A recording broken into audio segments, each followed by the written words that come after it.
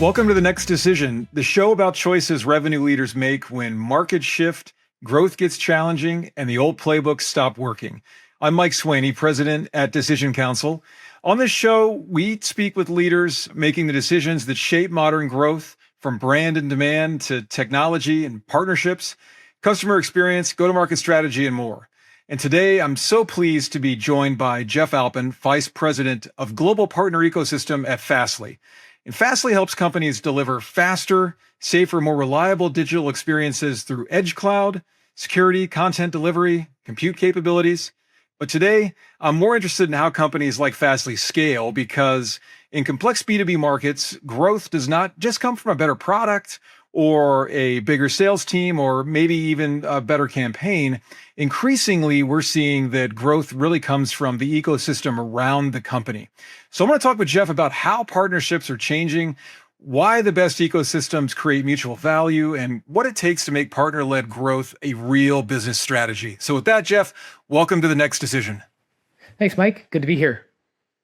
So glad to have you today, because you sit in just a fascinating role. You're not just managing a channel or a set of partner relationships. I feel that you're helping really shape how Fastly grows through an ecosystem. And before we get into that, I'd love to hear a little bit about your path to where you are today, and a little bit about your current role. Yes, happy to provide that background. Like all of us, I've had a journey, in my case, 20-something years of a couple of different things, and all, I think, when you look back, related. I spent the first 20 years as a service provider to technology companies, and it was professional services. And I spent the last 10 years in the technology side, trying to work with different partner types to help them grow.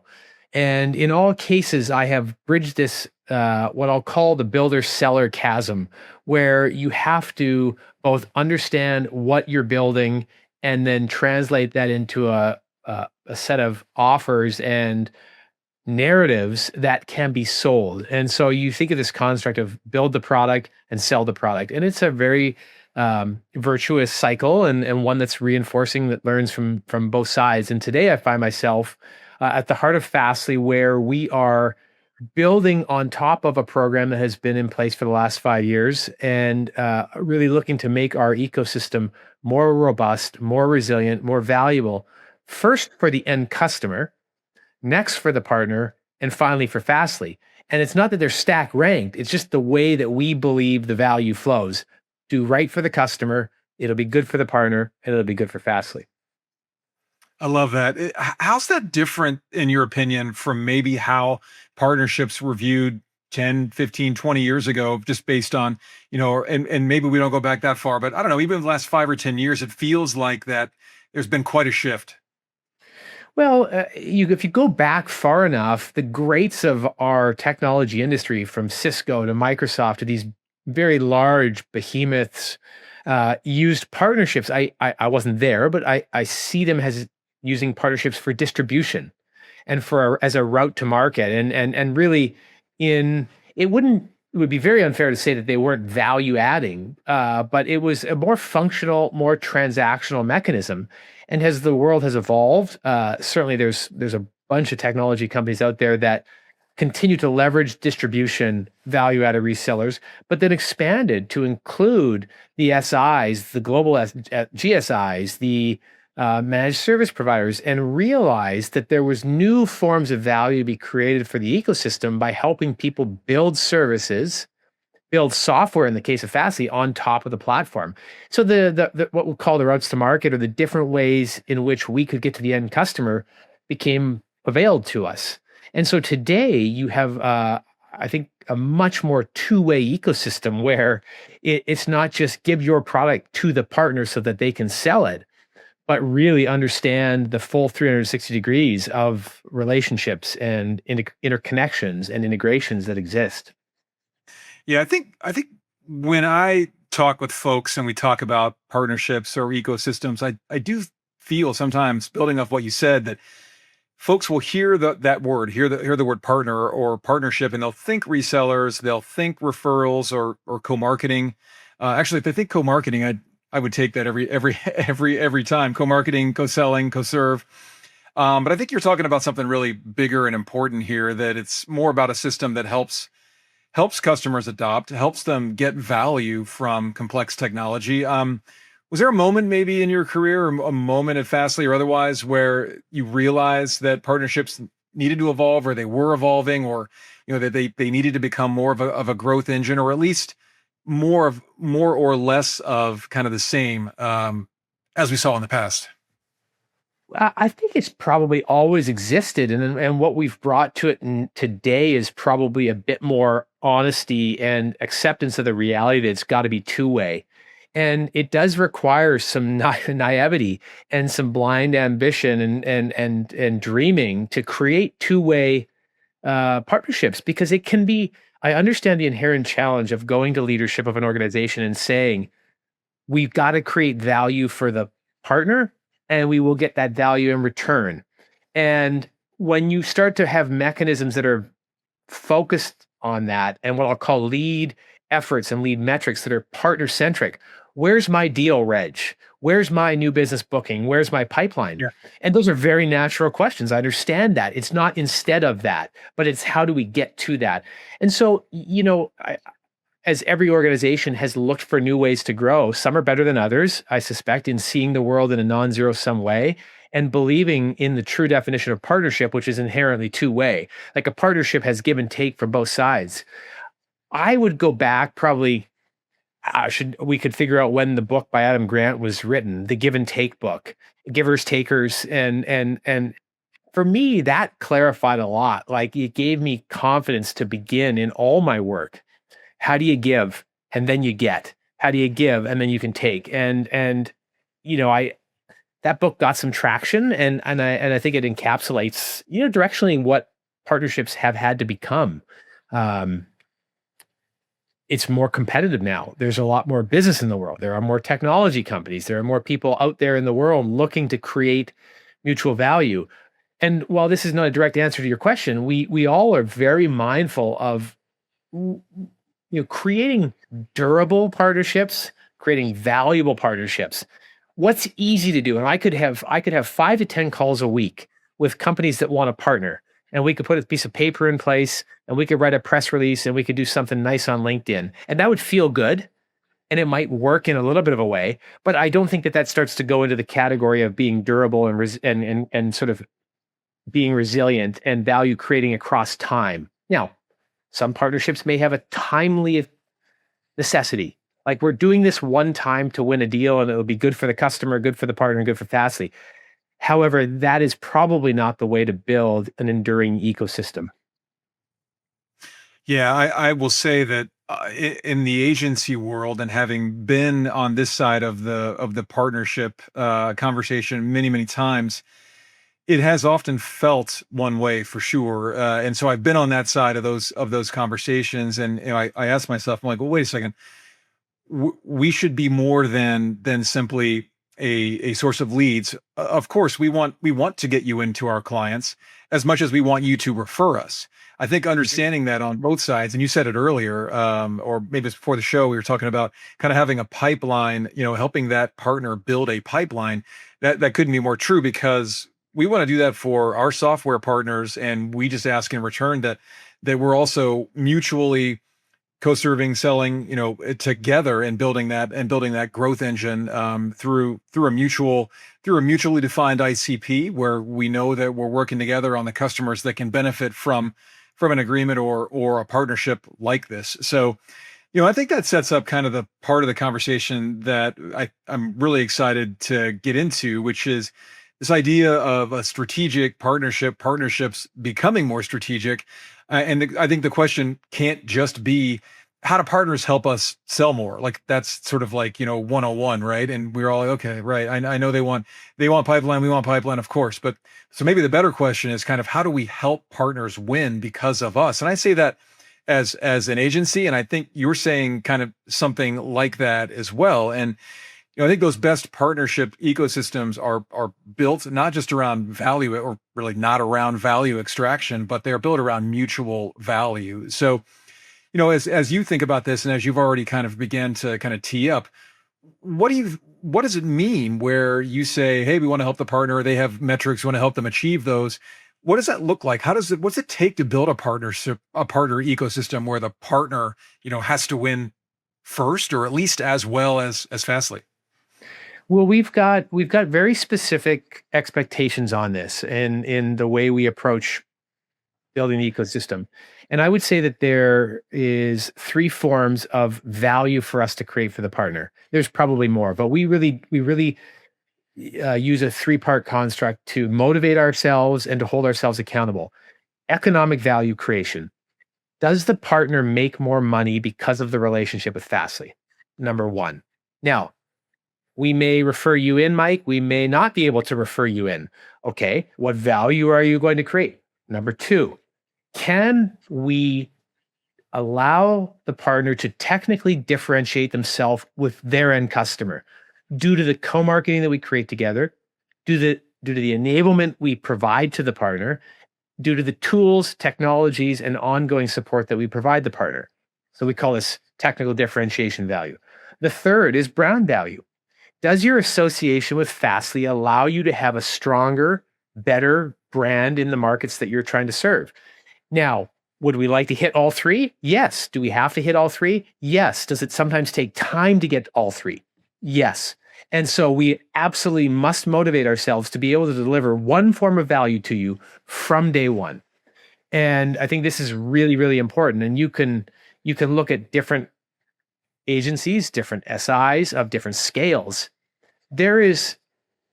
It's going to be a long time before a very large global SI is going to receive true global economic value from Fastly. If we're charging towards $1 billion in revenue and these are $25 billion companies, we're not going to move the needle economically. So we've got to move it in different ways. That may be different with Decision Counsel or a different agency where we can be economically more valuable. So that's the way we see it.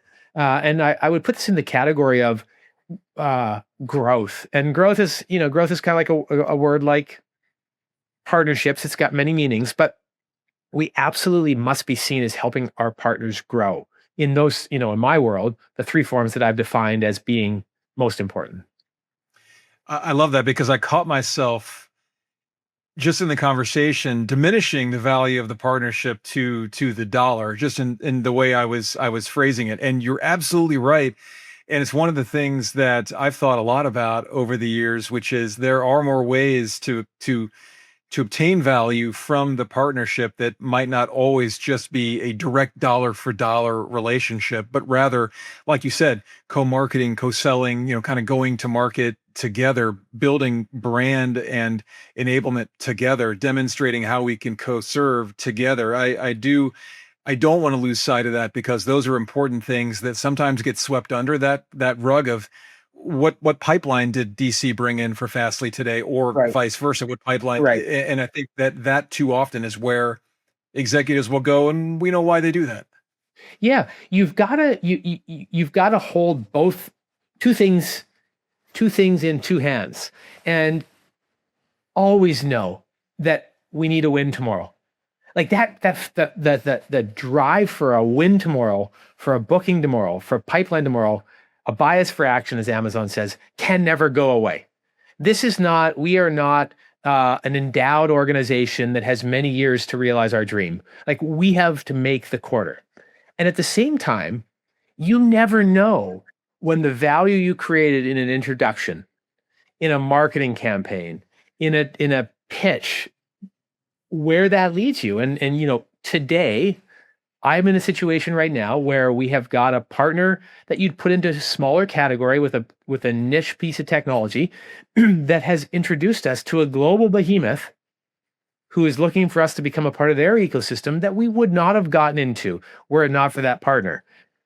Is there a booking event? Is there a deal reg? No. But there's a phenomenal opportunity for co-innovation, for co-building, for co-marketing, for value creation for the entire ecosystem, and ultimately a way to serve customers in a new and novel way based on, an emerging technology. Absolutely. And I think, we're shifting the conversation to one of how we help partners create something more valuable. Whereas maybe it could have been, how do we how do we insist that they carry our message or help us carry a bag? And you guys play an incredibly complex and competitive, technology category. Um, I think what you offer partners at really the ground level, the entry level, is helping them understand how to maneuver within those complex technology categories. What are some ways that you're doing that now? Whether it be, like you said, I loved how you said, the co-enablements. I loved how you said, some of the co-selling opportunities and the co-marketing. Like, what else are you doing to help your partners kind of make sense of these really complex technology categories? Well, we are infrastructure for the internet, and us and our brethren run the internet, and with the help of many. And that is no small responsibility. Within that sort of framing, you have got a lot going on. And well, let's use security as an example. Let's look at the rise of bots, for lack of a better label. And today, I think it's fairly commonly accepted that half of the traffic of the internet is humans and half of the traffic of the internet is bots. And we are very active with our partners right now navigating this new world because you've got customers like a large publisher that is very concerned with a bot coming and scraping their website, taking the content and serving it up somewhere that is outside of their ecosystem. And you would have retailers who are saying, you know, these bots are problematic potentially, but they may also be credentialed by a human to buy something from me.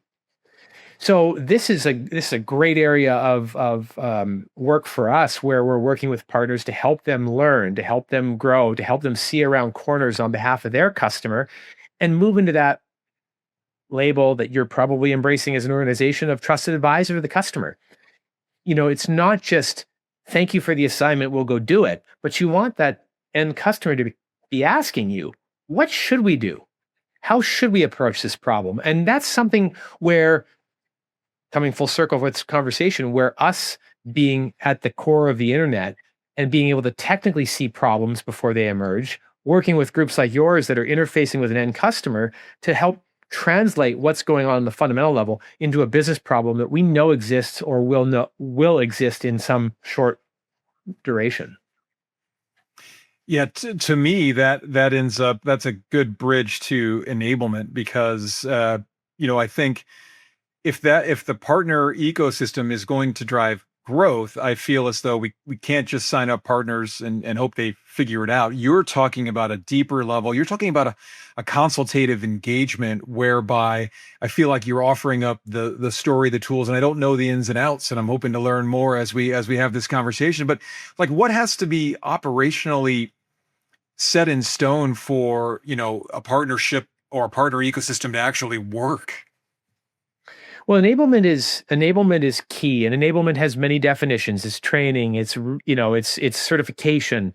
It's how do we get the partner smart on our technology, smart on the industry landscape as we see it, and equipped to be self-reliant and solve customer problems. This is ongoing. And in order for this to be successful, there's a two-way street that has to be in place.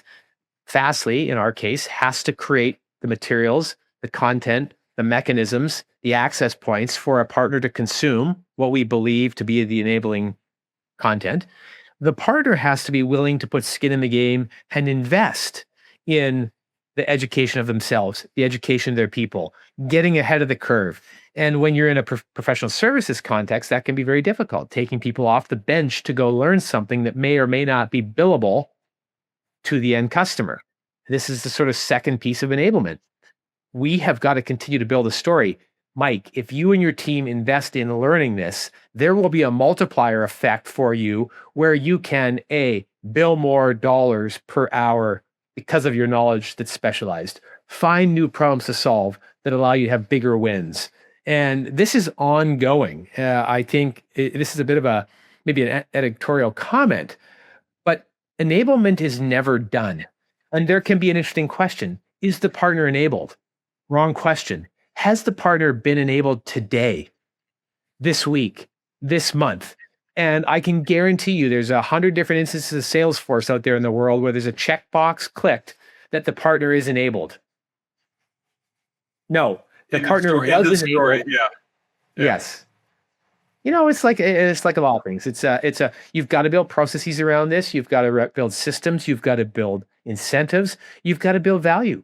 The content, the enablement has to be fundamentally valuable to the end consumer, the partner. And I'll give you a second anecdotal comment. If yesterday it was a portal, tomorrow it is an agent, and this is what we'll build. We will build an opportunity for you to come in and your people to come in to the Fastly environment and tell us, where are you? What are you looking at? Where are your gaps? Who are you pursuing? And based on that prompt, based on that set of questions being answered, we will be able to generate a custom curriculum, if you will. That sounds too heavy. A custom set of content, a custom set of enablement tools, pieces, technologies that allow you to get very educated on exactly the problems you're trying to solve. And in that way, this is an ongoing process. It's not done. It's never done. It's always on, 365 days a year, 24 hours a day, and continually regenerating itself. What we taught you yesterday about WAF, web application firewall, or bots, if it was yesterday, it's old. We're here today now, and so we have to continue to enable. Love it. Couldn't agree more. I think that's one of the checkbox analogy is probably the most. It resonates. Probably also the most damning as well when you think about it going forward. But last question before we move on to our final section.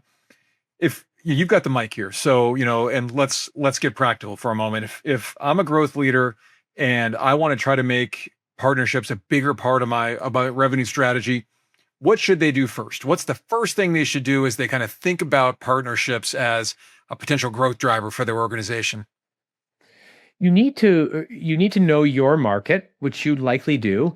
You need to know the customers that you are serving or that you want to serve. And then I absolutely take a page from the Amazon playbook. Start with the customer and work back from there. And so you would ask yourself, what technologies would enable me to serve a customer in a new way or better than I am today? And there's a whole range of technologies out there. I mean, there are resellers that are helping 750, the big resellers in the world have 750 technologies on their rate card. And so I would advise anybody that's in the services world, really start with what problems you want to solve. And that is going to be informed by where you think the puck is going, to use the hockey metaphor that we talked about pre-go live, and where you have experience. And so there's probably where do you have experience? What does the world need? And how do you make money? And at the center of that, you would begin to identify the technology partners that can help you on that mission. And this is, I think, a body of work that has to happen in a thorough way so that you're not just grabbing the latest shiny object. I mean, go do a partnership with Anthropic and you're going to have a great press release and you're going to have some great day one PR. How are you making money? That's not me saying you can't make money doing that. I'm just saying you've got to be thoughtful in what does your customer need from you and from your portfolio of technology partners. And the service providers are on the tip of the spear. I mean, you are seeing problems firsthand that the customer has in a lot of cases, not in all cases. And I'd work back from there. And so it's become shot selection.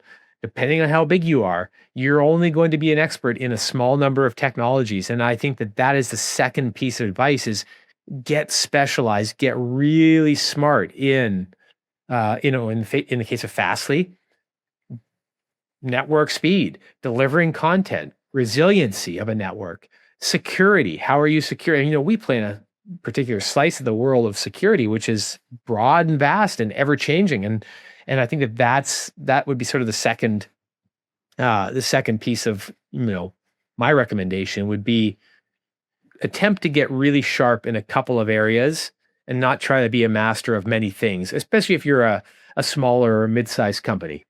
Not to put words in your mouth, but I will. A lot of what you said there reminds me of just a single word: focus, and Yes. knowing where to focus. And I think one of those traps with a lot of ecosystems that I've seen or strategies I've seen is I want more. I want more partners. I want more emotions. I want more categories. But maybe more isn't always better, especially if you're not focused. And for us on the PS side of the house, we'll talk a little bit sometimes about fewer, bigger, better. And by that Yes. meaning, from a client selection and a partner selection standpoint, it's if we can have fewer, larger clients, we can meet our revenue growth goals. And I think a lot of companies would say that as well, trying to expand your deal size Yeah. and grow in that way. It honestly takes sometimes more effort to serve smaller organizations than it does larger, or at least the same. And we're always trying to find ways to go fewer, bigger, better, at least from our perspective. I think that's an interesting idea for us to kind of kick around too. Because I think from a partnership standpoint, a lot of companies think they want more because it sounds impressive. Look at our NASCAR slide Right. of partners. Right. But that's not the same thing as being productive, or having a productive, ecosystem. So where do you focus? Like, how do you know where to focus then to try and get everything goes back to your goals and your objectives. And the same thing is here with partnerships. How do I focus? Where do I start to try to meet some of those goals without sort of boiling the ocean to having a list of 1,000 partners? Well, there's a relationship component here, and once you have identified who you're trying to who you serve and who you're trying to serve more, you're looking at momentum in the marketplace. So, what technologies have momentum? What technologies will be around in 10 years? And I think that that's if you're building a durable business, if you're building a business that has ambitions to go beyond a couple of years, then you'd look at sort of timeless problems. And again, Bezos is probably, one to quote here. What problem do I know exists today that will exist tomorrow? And that will allow you to sort of do shot selection with what technologies that you want to be engaged with. And there can be a range. Once you've got that, I would say you want to start to have some conversation. And is there a match on paper? That's great. Is there a match culturally? That's great. And do you have relationships with the people at your partner, both directions, me with you and you with me, that are interesting, that you believe will have trust over time and have a desire to work together and beyond any particular transaction? And hey, let's do some transactions. I have no issue with that. Like, Yeah, of course. absolutely. And you're building a partnership, which is intended to build the respective businesses. And I just can't see a way where you don't have that builder's mindset, that ability or that requirement to say, this has got to go beyond a year. This has got to go beyond, I think that there's, 5 year horizon where can this partnership service both for 5 years, one day at a time?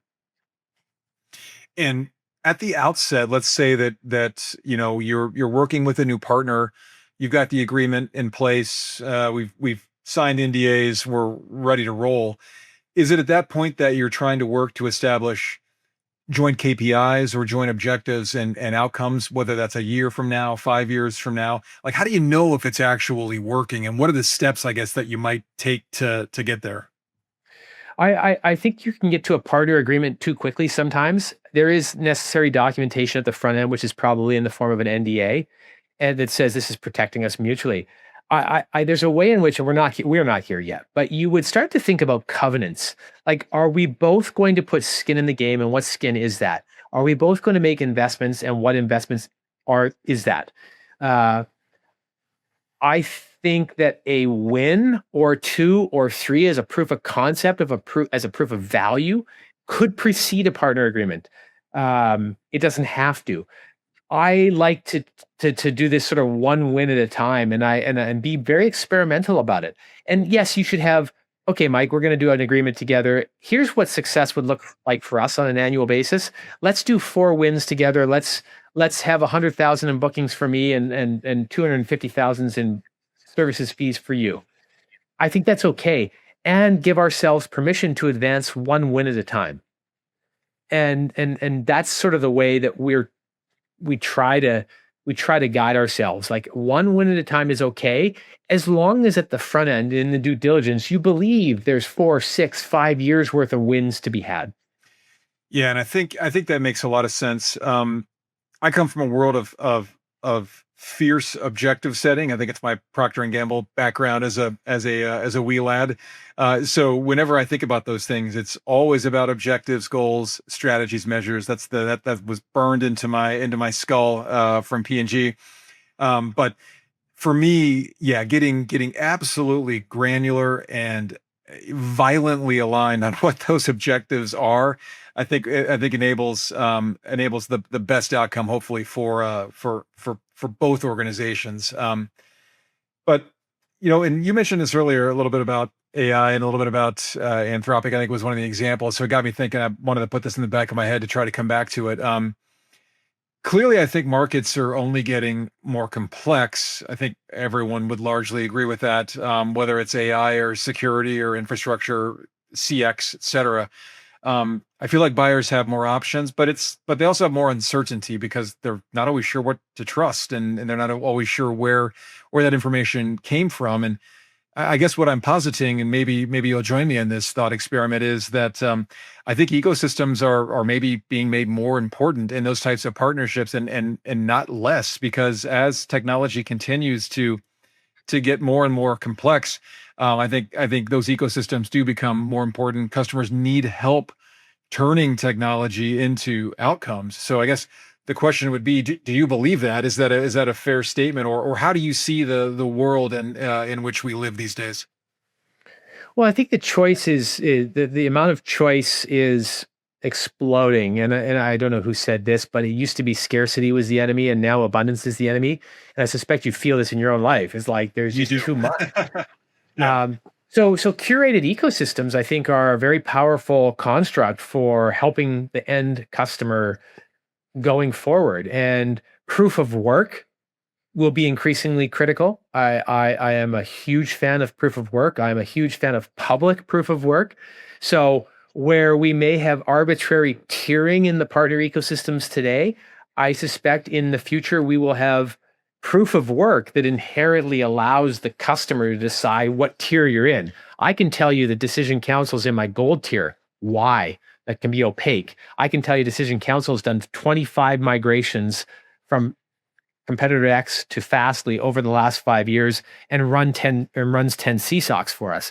Like the ecosystem, I do think becomes increasingly important in a very, very diverse world where technology can be birthed overnight. We don't know what's coming. Security is extremely unknown frontier right now, and I see the ecosystem becoming increasingly important, where you've got collective intelligence coming together. You've got collective assessments coming together. What Amazon may be seeing something, Stripe may be seeing something, that how we're surfacing that signal to go after the bad guys, the bad actors in the security world. Like that, I don't think they put themselves in any ecosystem, but I can tell you that there's a lot of work being done by organizations that don't share a P&L.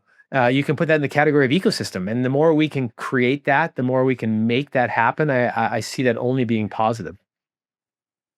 Yeah, I agree 100%. I think to your point, security complexity definitely increases that need for a trusted partner, and I think to also your point that is only going to accelerate. Although it seems crazy to say that as it accelerates, daily. Hence why I think earlier, like, did we enable the partner today?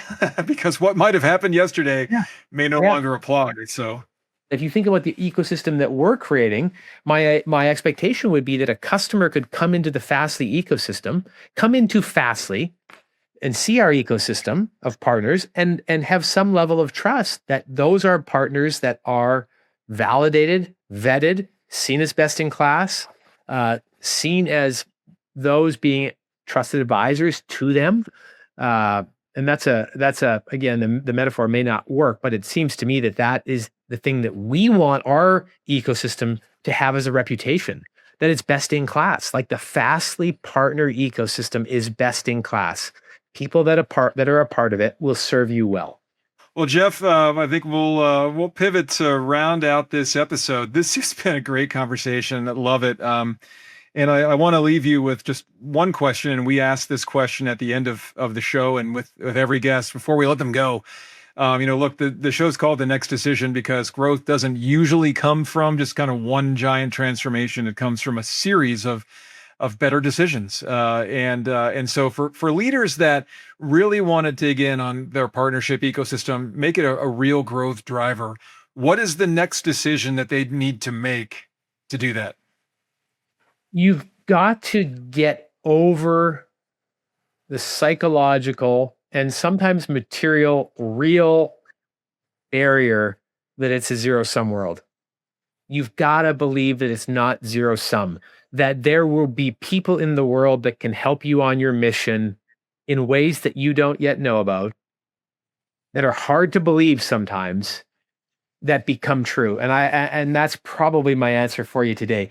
Get over, this is a fiercely competitive world. And there are many ways in which it can be zero sum, but it doesn't have to be. And so I would encourage people to get over that psychological barrier that everybody's in competition with us. It's really, no, partnership is a path to growth. Partnership comes in many forms, and it starts with that belief. That would be what I would say is the decision is to make the choice that partnerships can help you grow.